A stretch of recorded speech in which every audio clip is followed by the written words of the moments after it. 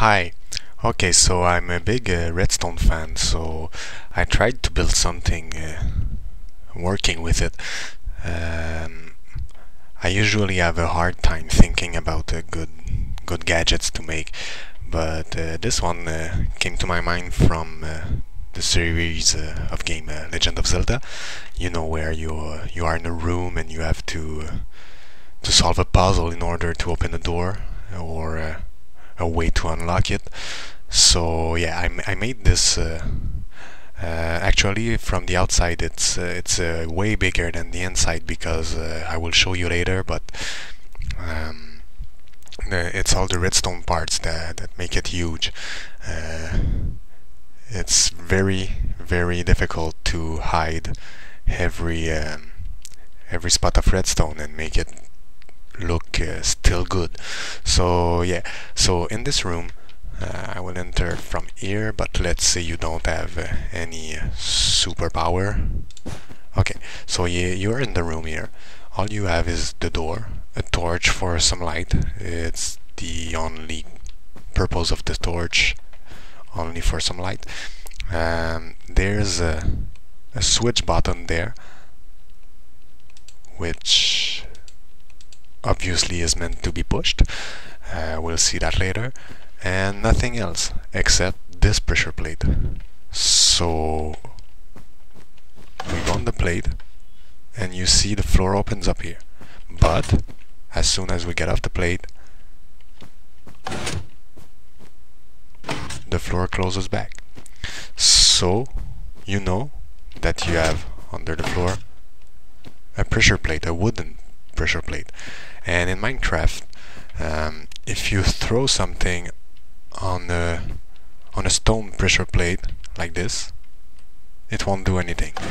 But if you throw something on a wooden pressure plate, it will activate it. So it opened a hole in the wall, revealing a switch, a lever. So we activate it, and you see another hole, and the floor opens up. And we can see here a chest. So when we right click the chest, we get a bow, some arrows, and now you know what you have to do to get out. Very inspired by Zelda. Actually, even when the door opens, it's highly inspired by Zelda. And you're free. So yeah, that's pretty much it. It's a basic system. It's very easy to make. The less easy part is to actually hide it, but well, let's see. So the door, you have the button there that opens the door up. So we have some redstone going from there, going down there to power the door, and it goes, oh, so I broke it, and there's the redstone going down and going out of the room from here. So you see area on the other side, and here you can see all the node blocks that all together make the little Zelda secret tune when you actually open the door or find a secret. So if we only activate it manually like this,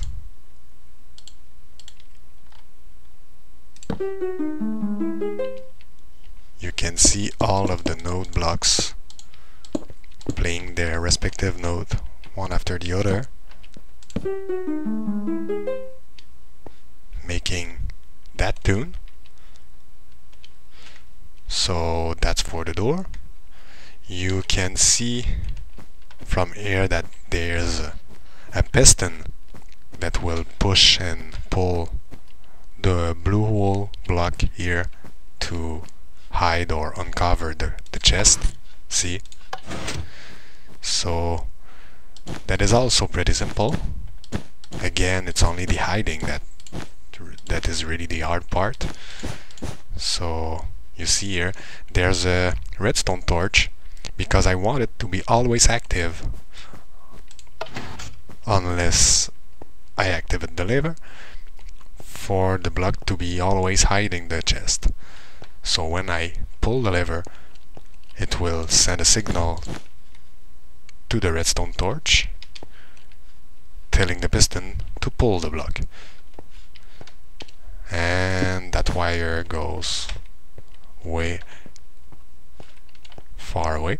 So here there's the repeater. I put one only to be sure that the power goes all the way from the lever up to the redstone torch, because with the redstone, after 15 blocks of redstone, the power runs out. So you have to put down a repeater.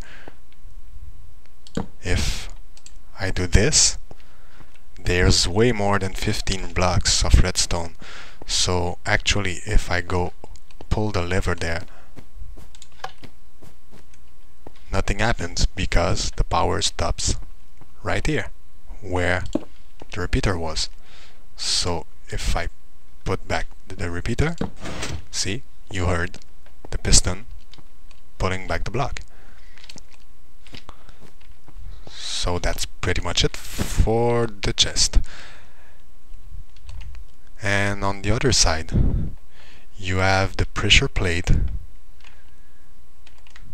that will open up the floor there.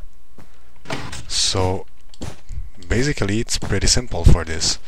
I have some redstone under the floor.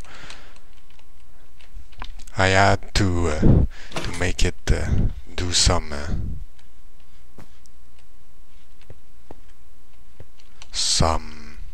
turns, right and left turns, because it can't reach directly the piston. Because if you put some redstone there and you want it to go there, it won't only go there, it will connect to the other two like this. So actually you can't do this. If you want to be if you want your redstone to connect to something that's really in a line that's really close to the line that you want from where the power comes from, you have to make your redstone do some detours like this. And you see there, again, I need a redstone torch for the piston to be always on, unless I activate the pressure plate, and now it goes off, because the redstone torch will go off. It acts like an inverter. So that's for that pressure plate. Now, like I said, a wooden pressure plate will actually work if you throw something on it, like this. Well, like this. See? There's something on it, it works. So this pressure plate is connected to that wall. You see here, if I step on it, see, it goes all the way up to there.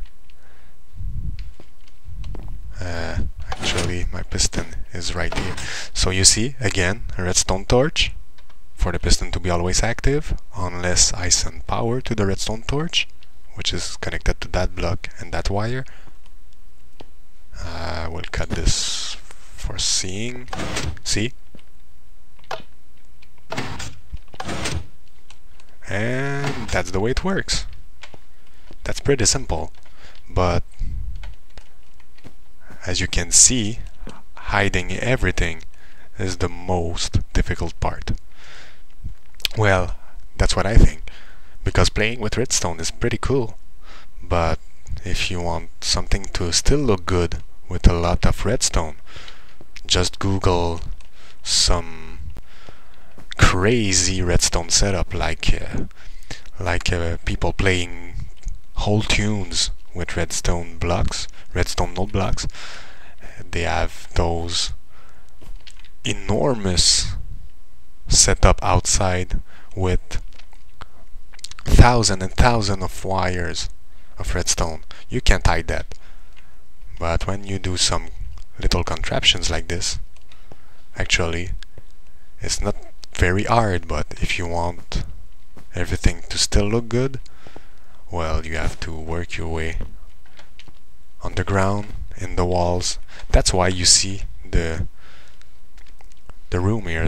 The room here is pretty simple, pretty small, pretty tiny, but outside it's way bigger. It's way bigger because all of the redstone that is in the walls, like where the lever is, you can see the lever. I think I broke it.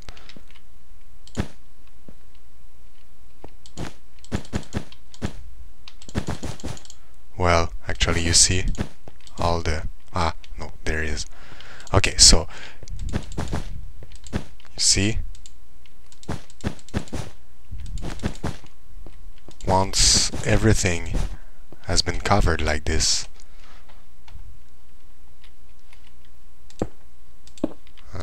just let me finish this.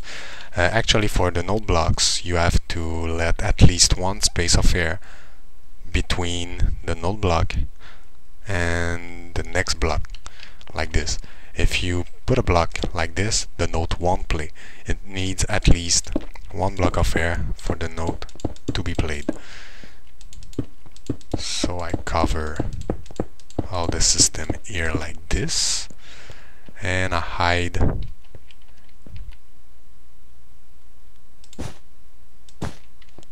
what's in the walls. I hide what's in the floor.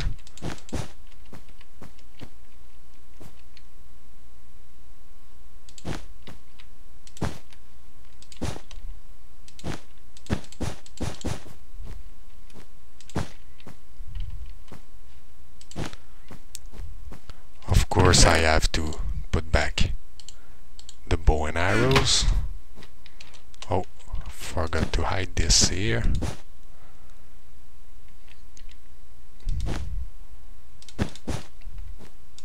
Like this.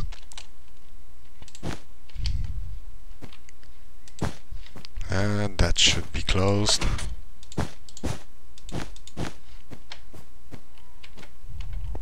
Like this. And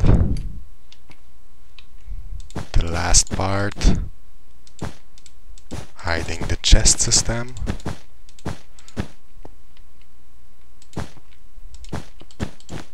Like this. And you got a whole room inspired by Zelda.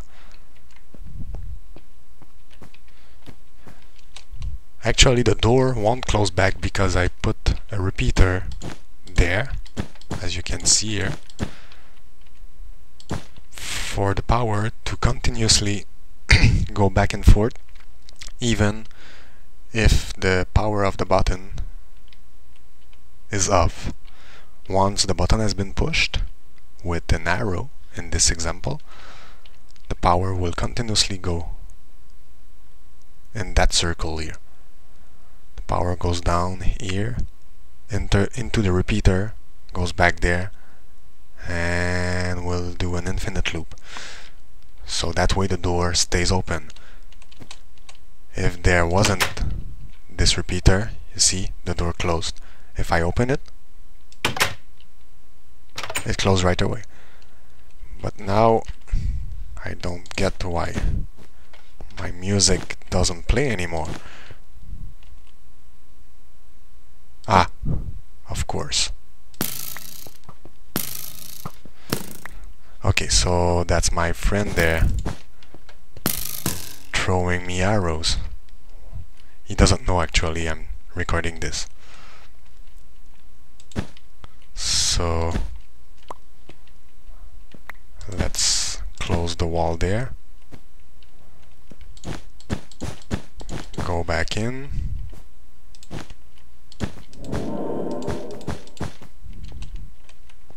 And complete the circuit.